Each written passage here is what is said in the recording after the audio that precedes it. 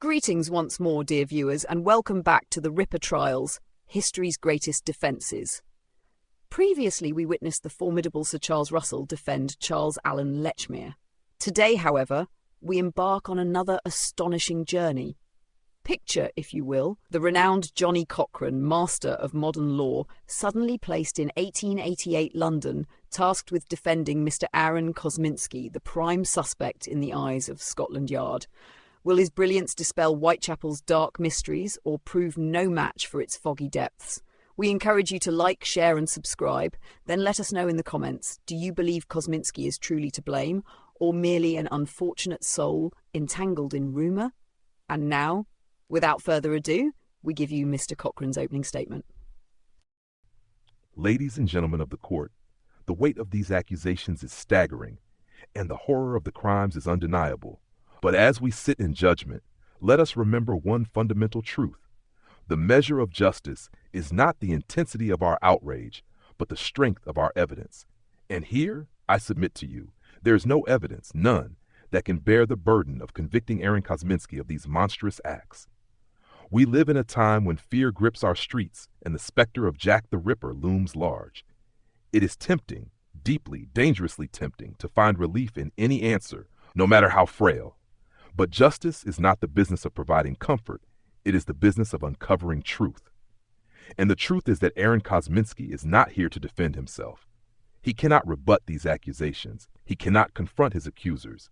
That responsibility falls to us, to demand proof where none has been offered and to reject presumption in favor of reason. The prosecution's case relies on shadows, an alleged identification cloaked in secrecy, hearsay passed from one hand to the next, and a piece of cloth paraded as scientific proof despite its murky history and contaminated state.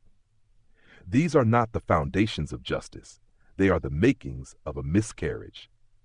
It is my solemn duty to remind you that this court does not exist to serve passion or prejudice. We are here to guard against the very dangers that high-profile cases like this present. The lure of certainty built on sand, the temptation to sacrifice fairness on the altar of fury. Let us not give in to that temptation. I urge you, ladies and gentlemen, to listen closely, think critically, and above all, hold fast to the principles that make this court a bastion of justice. The prosecution bears the burden of proof, a burden they cannot and will not meet. And without proof, there can be no verdict but one. Aaron Kosminski must be acquitted. Ladies and gentlemen, before we even begin to evaluate the evidence, or lack thereof, presented by the prosecution, we must confront an undeniable truth. Aaron Kosminski is not here to defend himself. He cannot take the stand, explain his actions, or offer his perspective. He cannot call upon his friends, his family, or his acquaintances to provide testimony about his whereabouts, his behavior, or his character. This absence is not merely a gap in the case. It is a chasm, one that fundamentally undermines the ability to remove reasonable doubt. How can we render a fair and just verdict when the accused cannot speak for himself? How can we weigh the truth when one side of the scale is missing entirely?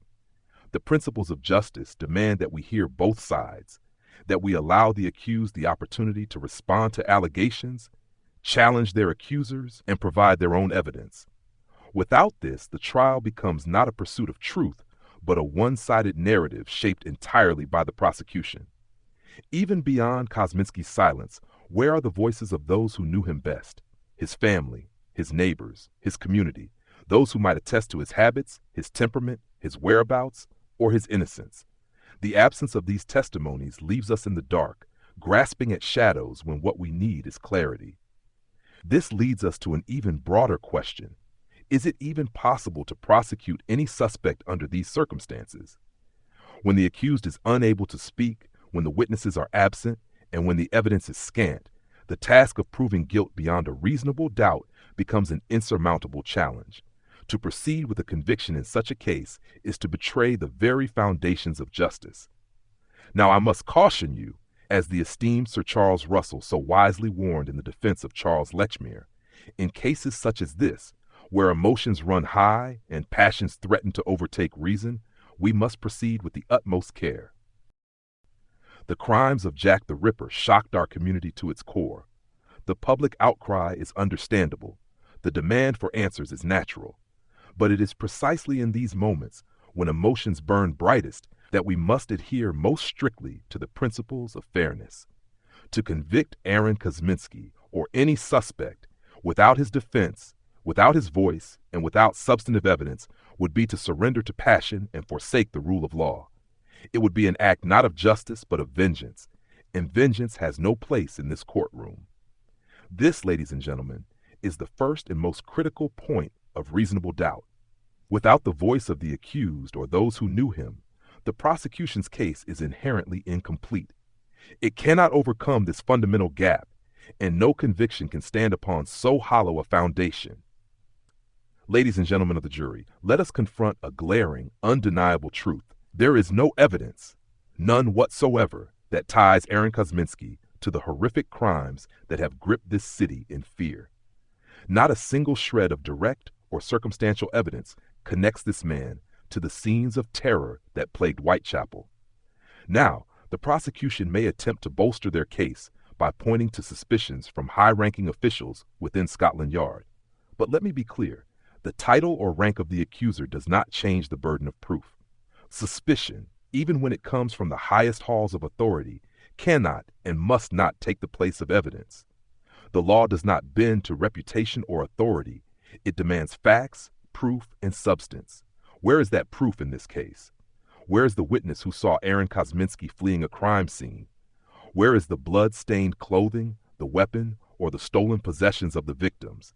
Where is even the faintest trace of evidence that places him in proximity to the murders? The prosecution cannot provide these things because they do not exist. And what of circumstantial evidence? Did Aaron Kosminski exhibit behavior that marked him as a cunning predator, capable of evading detection through calculated planning? No. The evidence we do have paints a different picture. A man overwhelmed by mental illness, struggling with delusions, and far removed from the cold precision attributed to Jack the Ripper. Ladies and gentlemen, justice demands that we examine the facts, not the fears. Scotland Yard's suspicions, however well-intentioned, are not facts. They are not evidence. To convict based on nothing more than their word would be to abandon the principles of fairness and reason that uphold this court. Imagine for a moment the precedent this would set. If mere suspicion, even from respected officials, were enough to convict, none of us would be safe. Any one of us could find ourselves accused, condemned, and stripped of justice based on nothing more than whispers and conjecture. The absence of evidence is not a trivial detail. It is a catastrophic failure. The prosecution's case collapses under its own weight, for it rests not on proof, but on speculation. Ladies and gentlemen, this courtroom is not a stage for stories, no matter how compelling they may seem. It is a place for truth, and truth requires evidence. Without proof, how can we convict a man who cannot even defend himself? How can we accept a narrative that even the prosecution cannot substantiate with facts? The law is clear. Guilt must be proven beyond a reasonable doubt. Suspicion, no matter how elevated its source, does not meet that standard. And so I submit to you, ladies and gentlemen, that this glaring absence of direct or circumstantial evidence leaves us no choice but to acquit Aaron Kosminski. Ladies and gentlemen of the jury, we must now turn to a claim that the prosecution may lean on heavily, the so-called witness identification of Aaron Kosminski. At first glance, this might seem like a pillar of their case, but I assure you, it crumbles under the weight of scrutiny. The flaws in this identification are not minor. They are foundational, striking at the very heart of its reliability. Let us first examine the key players in this claim. Sir Robert Anderson, the Assistant Commissioner of Scotland Yard, wrote years after the fact that a witness had identified a suspect, Aaron Kosminski, as Jack the Ripper. Yet Anderson's claim is riddled with ambiguity, secrecy, and contradictions. Who was this witness? Why was this identification never made public or brought before a court? Why was it not pursued further? Anderson provides no answers. He offers us shadows instead of substance. Then there is the marginalia of Chief Inspector Donald Swanson, which adds to the confusion. Swanson claimed the suspect was taken to an asylum after the identification and that no further action was taken. But there are glaring inconsistencies. Swanson's notes appear to conflate details, claiming that Kosminski died shortly after his commitment, when in reality, Kosminski lived in an asylum for decades. This basic error alone should give us pause. If the authorities could not get such a simple fact correct, how can we trust their recollections of a secretive identification? Now, let us consider the compelling theory put forth by Martin Fido. He suggests that Scotland Yard may have conflated Aaron Kosminski with other individuals, particularly David Cohen, a violent inmate admitted to an asylum around the same time, or even Nathan Kamiński, another Polish Jew in Whitechapel. The similarities in their names and circumstances may have caused a mix-up in the records, a mistake compounded by the prejudices and pressures of the time. Scotland Yard's suspicions, already vague, may not even have been directed at the right person. And let us address the elephant in the room, the pervasive anti-Semitism that clouded the objectivity of the investigation. Both Anderson and MacNaughton expressed troubling views, with Anderson stating outright that the witness was a Jew who refused to testify against another Jew due to cultural reluctance. Such a statement reveals deep-seated bias that colored the investigation. In a community already scapegoated and marginalized, Aaron Kosminski and others like him were easy targets for suspicion. Ladies and gentlemen, this so-called identification was secret, undocumented, and mired in error. It was conducted in an environment where prejudice hindered objectivity and where record-keeping was sloppy at best and discriminatory at worst. The claim rests on nothing but the uncorroborated recollections of men who, decades later, could not even agree on basic facts. Ask yourselves this: can such an identification hold up to scrutiny? Can a process so opaque, so flawed, and so steeped in bias be relied upon to convict a man of these heinous crimes? The answer must be no. The law demands certainty, and this identification offers none. In this courtroom, we are not bound by the errors of the past. We are bound by the principles of fairness and justice. And justice demands that we reject this unreliable, undocumented, and deeply questionable identification as a basis for conviction. Ladies and gentlemen of the jury, we now turn to a critical point that casts further doubt on the prosecution's case: the stark incongruity between Aaron Kosminski's documented mental state and the profile of the man responsible for the Ripper murders. We owe a debt of gratitude to researchers such as Martin Fido and Donald Rumbelow, who uncovered Aaron Kosminski's asylum records. These records paint a vivid and unmistakable picture of a man suffering from severe mental illness, a man whose actions and state of mind were far removed from the calculated, methodical behavior attributed to Jack the Ripper. Let us consider the facts. Aaron Kosminski was diagnosed with paranoid schizophrenia, as evidenced by his behavior documented in asylum records. He was described as delusional, incoherent, and incapable of functioning independently. He suffered from hallucinations and was plagued by irrational fears, including a refusal to eat food prepared by others due to paranoia. He was not a man capable of orchestrating a series of gruesome murders while evading capture and detection. He was a man struggling to survive within his own fractured reality. Compare this to the profile of Jack the Ripper, a killer who demonstrated cunning, control, and a meticulous approach to his crimes. The Ripper chose his victims carefully, targeted vulnerable women, and carried out his atrocities with chilling precision.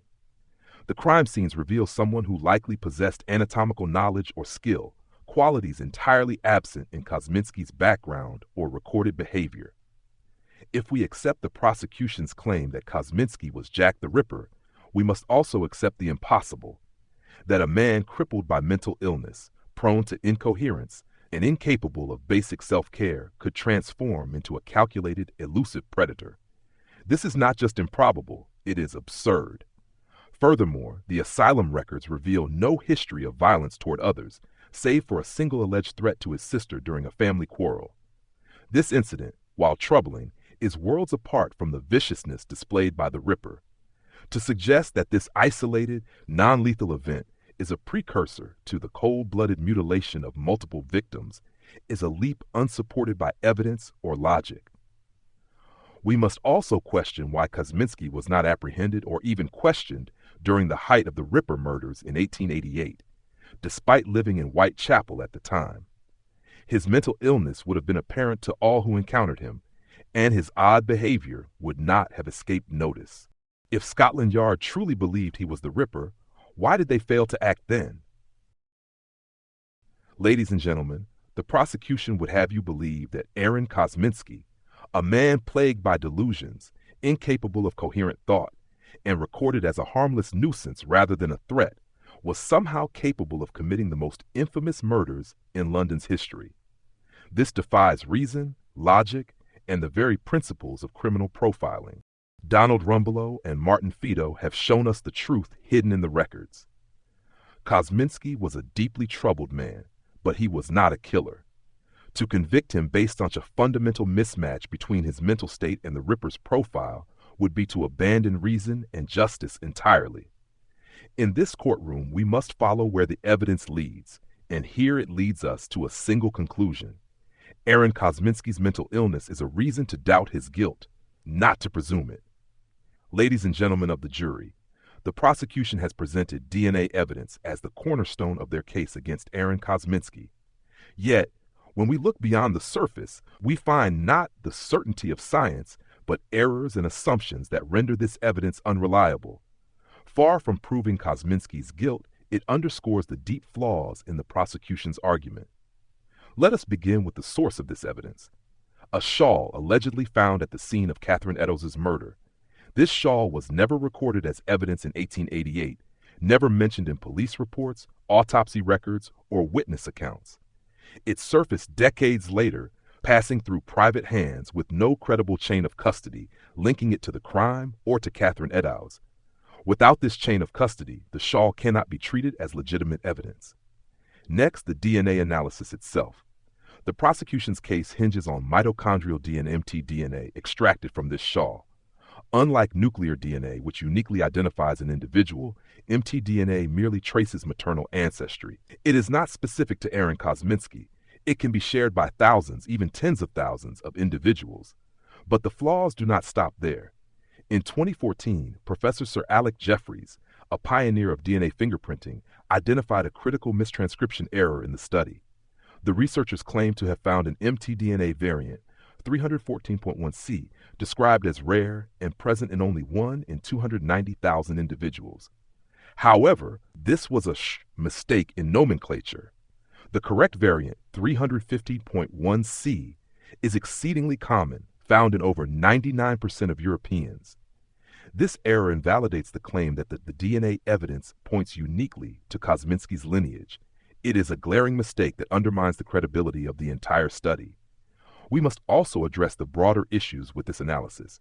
The shawl has been handled by numerous individuals over the last 130 years, introducing a significant risk of contamination. Modern DNA could have easily been introduced, further eroding the reliability of the results. Finally, the study's methodology has been widely criticized. The 2014 study by Dr. Jari Louhelainen was never peer-reviewed, a fundamental standard for validating scientific research. While the 2019 follow-up study underwent limited peer review, it still failed to meet the rigor required for forensic evidence. Experts have noted its lack of transparency, incomplete data, and methodological weaknesses. Ladies and gentlemen, the phrase DNA evidence carries a powerful weight, but it cannot substitute for facts. Here, the facts are clear. The shawl's provenance is unverified. The mtDNA analysis is riddled with errors, including a mistranscription that negates the claim of rarity. The study's methodology is flawed, and the results cannot uniquely identify Kosminski or anyone else. Science is not infallible. It requires care, precision, and integrity. In this case, science has been misapplied, and the results are nothing more than speculation. Ask yourselves, can we convict a man based on evidence so deeply flawed? The answer is clear. When the DNA evidence itself is in doubt, it cannot be the foundation for guilt. And where there is doubt, the only just verdict is acquittal. Moreover, the claim that the shawl contained semen is inconsistent with what we know about Jack the Ripper. These murders, as horrific as they were not sexual in nature. The Ripper did not assault his victims in a sexual manner or leave behind evidence of such acts. The presence of semen, if it is even authentic, suggests someone other than the Ripper.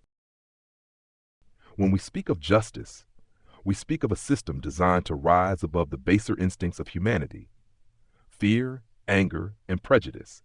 Yet as we examine the accusations against Aaron Kosminski, we find the fingerprints of prejudice everywhere. The law demands fairness, but in this case, fairness has been eroded by bias, suspicion, and the prejudices of the time. Aaron Kosminski was an impoverished Polish Jew living in Whitechapel, a community already marked by hardship and marginalized by society. During the late 19th century, anti-Semitism was rampant in England, particularly in areas like Whitechapel, where a growing immigrant population became the target of resentment and scapegoating. The East End was a cauldron of tension, with many quick to blame outsiders for society's ills. And when the terror of Jack the Ripper descended upon these streets, the finger of suspicion turned predictably toward the immigrant community. We see this bias reflected in the very words of the officials who shaped this case. Consider Sir Robert Anderson, who claimed that the Ripper was identified but could not be prosecuted because the witness was a Jew and would refuse to testify against another Jew. These words reveal not only the fragility of the identification itself, but also the entrenched prejudice that influenced Scotland Yard's view of suspects. Anderson did not see individuals. He saw a group, an other, to be distrusted and blamed. This bias seeped into the investigation at every level.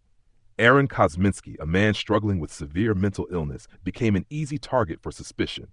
He was vulnerable, isolated, and already marked by society as an outsider. It is no coincidence that he, along with others in his community, became the focus of Scotland Yard's suspicions. Bias is not evidence, but here it was treated as such. Even the conflation of Aaron Kosminski with other individuals, David Cohen, Nathan Kaminsky, and others, speaks to the authorities' careless generalization of the immigrant population.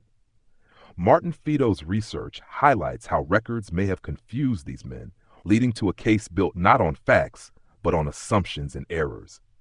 This is the danger of prejudice.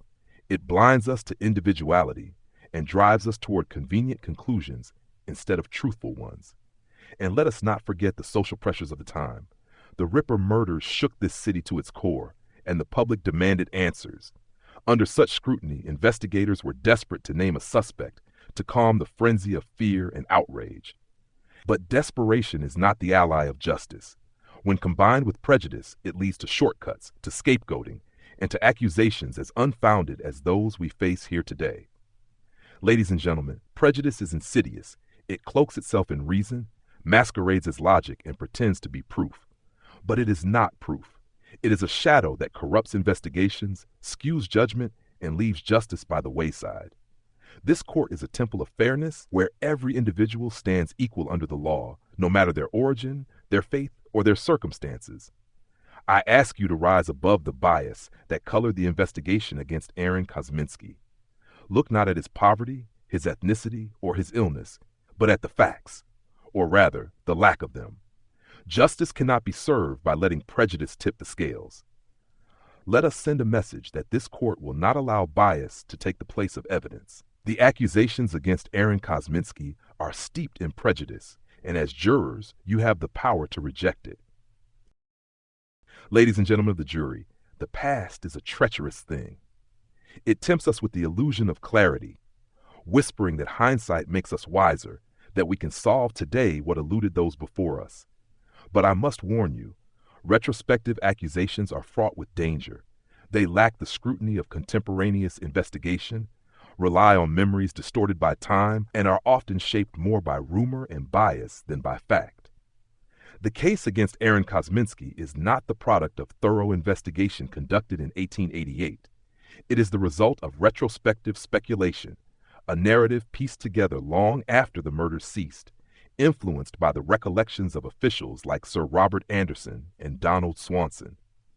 These men may have held high positions at Scotland Yard, but even their authority cannot compensate for the profound flaws in their claims. Consider this. Anderson and Swanson claimed a witness identified Kosminski as Jack the Ripper, but this identification was never recorded, never made public, and never subjected to the scrutiny of a courtroom. It was conducted in secrecy, with no documentation to verify its validity. Decades later, They offered conflicting accounts riddled with errors. Swanson even claimed Kosminski died shortly after his commitment, an assertion proven false by asylum records showing he lived for decades thereafter. If they could not even agree on the basic facts, how can we trust their conclusions? We must also ask why Kosminski was not prosecuted at the time. If Scotland Yard truly believed they had found the Ripper, why did they not present their evidence in court? Why did they allow the case to fade into obscurity? The answer is simple. They lacked evidence then, just as the prosecution lacks evidence now. The passage of time has not transformed hearsay into proof. The danger of retrospective accusations lies in their susceptibility to distortion. Memories fade, biases deepen, and narratives become convenient tools to tie up loose ends. Anderson's claim that a Jewish witness refused to testify against another Jew reflects the prejudices of the era, not the standards of justice. These retrospective accounts tell us more about the mindset of their authors than they do about the truth of the case. Ladies and gentlemen, the high rank of these men does not exempt their claims from scrutiny. In fact, it demands even greater vigilance. The higher the authority, the greater the responsibility to provide evidence. Not conjecture, not memory, not rumor, but evidence. And here, there is none. Imagine the precedent we would set by accepting such retrospective accusations. Would we convict based on the unverified memories of officials decades removed from the events in question? Would we allow the passage of time to erode the standards of proof? If we do so here, we risk opening the door to injustice in countless other cases. This courtroom is not a place for convenient resolutions or posthumous scapegoating. It is a place for truth. And the truth is that the accusations against Aaron Kosminski rest on nothing but retrospective speculation. They cannot stand up to the light of scrutiny. I urge you, ladies and gentlemen, to reject these retrospective accusations. Do not let the shadows of the past obscure the principles of fairness and reason. Justice demands more than the word of authority figures recalling events from decades ago. It demands evidence, and here there is none. As we near the close of this defense, I ask you to carefully consider one final critical point: the role of Sir Robert Anderson in this case and the troubling pattern his actions reveal. Sir Robert was a high-ranking official in Scotland Yard and played a key role in both the Jack the Ripper investigation and the infamous Parnell Commission. His actions in both matters paint a picture of a man whose zeal to pursue marginalized communities often outpaced the evidence before him. Let us first consider Anderson's involvement in the Parnell Commission. As Assistant Commissioner of the London Metropolitan Police and a contributor to the Times' Parnellism and Crime articles, he was part of an effort to discredit Irish nationalist leader Charles Stewart Parnell and his movement for Home Rule. The cornerstone of these allegations rested on forged letters purporting to link Parnell to criminal activities. These forgeries were exposed as fraudulent during the commission, and Parnell's lawyer, the esteemed Sir Charles Russell, successfully cleared his name. While Sir Robert Anderson was not directly implicated in the forgery, his enthusiasm to support the anti-Irish narrative reveals a troubling bias, a bias that cannot be ignored when we examine his later claims in the Ripper investigation. Now let us turn to the matter before us. Sir Robert Anderson claimed that the Ripper was conclusively identified as a Polish Jew who could not be prosecuted because a Jewish witness refused to testify.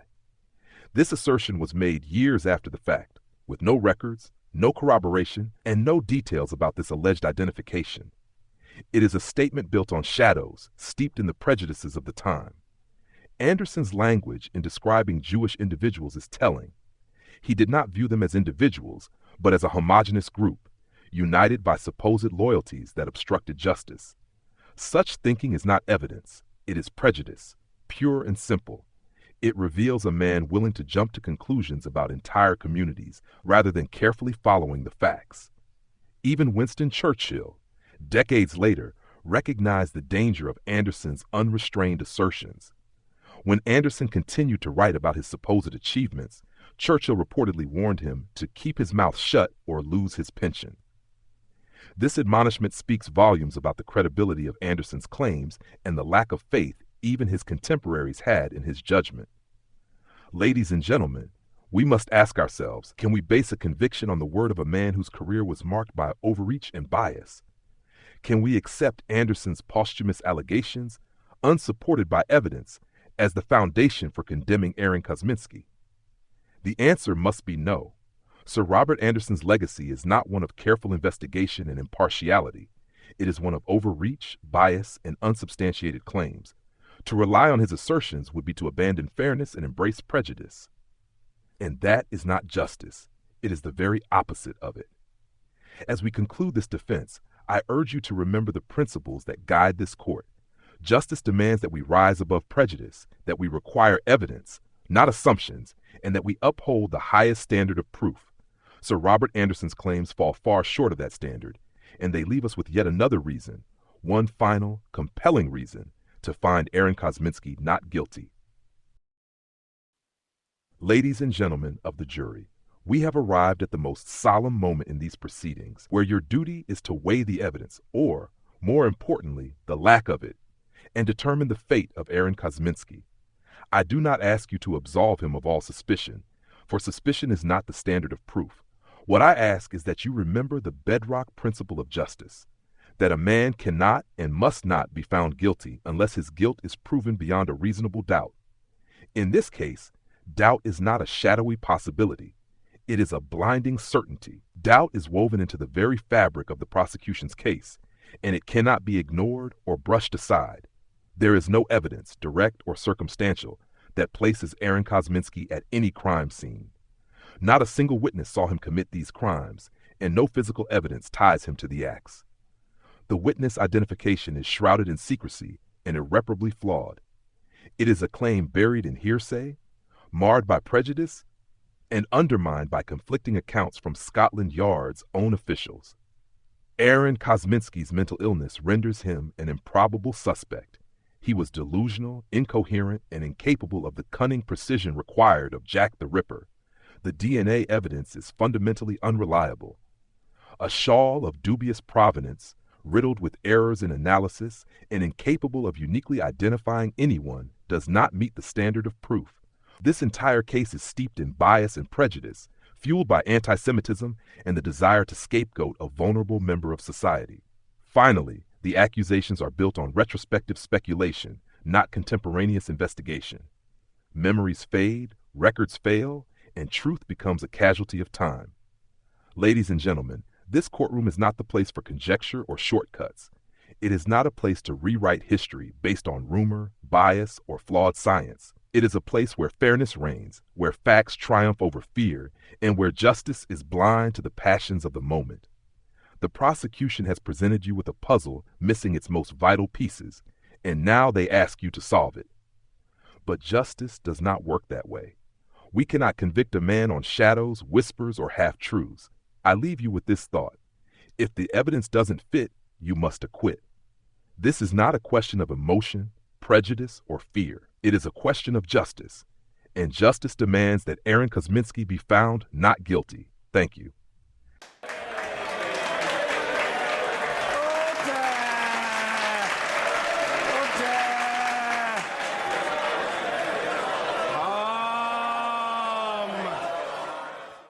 Ladies and gentlemen, now that the case has been presented, let's take a moment to reflect on what we've accomplished and the challenges that remain.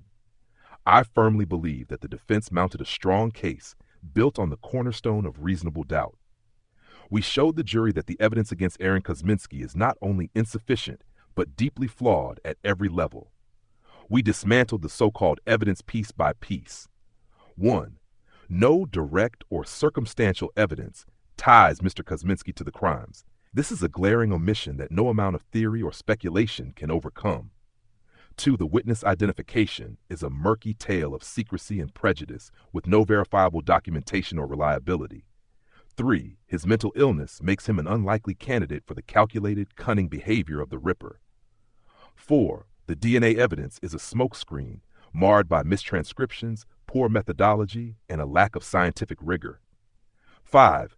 The bias and prejudice against Mr. Kosminski and his community has tainted this case from the start, painting him as a convenient scapegoat. 6. The retrospective accusations rely on faulty memories and shifting narratives, not contemporaneous evidence. The case against Mr. Kosminski is weak by any objective standard. And yet, as Sir Charles Russell wisely reminded us, the greatest challenge in a high-profile case like this is not the evidence. It's the passions and prejudices that can sway a jury. The crimes of Jack the Ripper are so horrific, so deeply imprinted on the public conscience, that there is immense pressure to find someone, anyone, to bear the blame. The jury knows the weight of this case. They know the history that hangs in the balance. And that pressure can cloud reason, leading to decisions born of emotion rather than justice. Realistically, what are Mr. Kosminski's chances? I believe we've given the jury every reason to find him not guilty. We've shown them that the prosecution has not met the burden of proof. But as a seasoned advocate, I must acknowledge that human beings are not always swayed by logic alone. If the jury allows their emotions, fears, or biases to take over, they may still convict. However, I remain cautiously optimistic. The case against Mr. Kosminski is so riddled with doubt that any juror who takes their oath seriously will find it impossible to convict. Reasonable doubt is not just a legal standard, it is the lifeline of justice. And in this case, reasonable doubt is not a question, it is a certainty. So in my honest assessment, I believe we have done enough. I believe we've laid the foundation for a verdict of not guilty. But the final decision lies with the jury, and only time will tell whether they choose to follow the facts or succumb to the passions of the moment. For now, we can hold our heads high, knowing that we defended Aaron Kosminski not just with skill, but with the fairness and dignity that justice demands. As our extraordinary proceedings draw to a close, we cannot part without echoing Mr. Cochran's unforgettable counsel. If the evidence does not fit, you must acquit. We extend our deepest gratitude to this remarkable advocate, summoned by OpenAI's latest ChatGPT, for his vigorous defense and stirring words. We build upon all we discovered in the trial of Charles Lechmere, valiantly defended by Sir Charles Russell. Both he and Mr. Cochran shall continue to guide us, their expertise shining a light into Whitechapel's most troubling shadows. Our research owes a great debt to Martin Fido's Crimes, Detection and Death of Jack the Ripper. Equally thought-provoking is Russell Edwards' naming Jack the Ripper new crime scene evidence, a stunning forensic breakthrough, the killer revealed. We also commend the Jack the Ripper Tour channel for its illuminating video Aaron Kosminski, Jack the Ripper Prime Suspect, as well as the House of Lechmere for Was Kosminski Jack the Ripper? Its host, Edward Stowe, remains a passionate advocate of Charles Lechmere's guilt, ever ready to expose the weaknesses in other theories. Thank you for joining us on this journey. Do like, share, and subscribe to remain abreast of every new revelation. And please let us know in the comments, where do you stand on this unfolding mystery?